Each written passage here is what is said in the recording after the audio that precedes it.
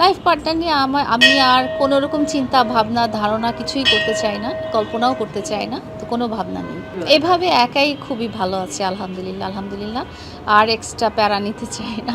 নতুন কেউ আসার সুযোগও বন্ধ। মনের দরজায় তালা মেরে চাবি কবর দিয়ে উপরে বড়ই গাছ লাগিয়ে দিয়েছি। আমি অনেক কিছুই বিশ্বাস করি। আমি বিশ্বাস করি ভাগ্যে, আমি বিশ্বাস করি নিজের কর্মফলে, অ্যান্ড আমি বিশ্বাস করি আল্লাহ তাআলার উপরে।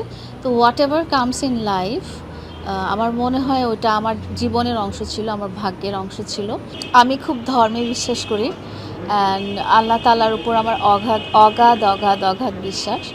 আমি ধর্মীয় রীতিনীতি পালন করি, একেবারেই বলবো না যে আমি 100% ওই অনুসরণ যেভাবে করা যায় ওভাবে করছি না, বাট আমি একটা জিনিস বিশ্বাস করি, সেটা হচ্ছে যে আল্লাহ তাআলা যেহেতু আমাদেরকে বানিয়েছেন, আল্লাহ তাআলা সবচেয়ে ভালোটাই আমাদের জন্য রাখবেন, এবং আমরা যদি আল্লাহ তাআলার কাছে কিছু চাই তাহলে উনি কখনোই আমাদেরকে ফেরাবেন না।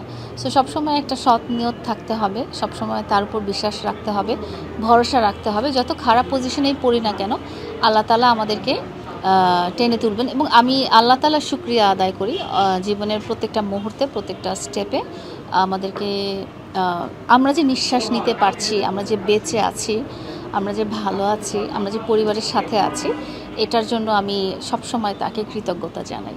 যারা পছন্দ করে তাদেরকে তো আমি কি বলবো, আমার কৃতজ্ঞতা জানানোর ভাষা নাই। আপনারা এতটাই সুন্দর, এতটা ভালো মনের মানুষ যে আপনারা আমাকে স্ক্রিনে দেখেই ভালোবাসেন।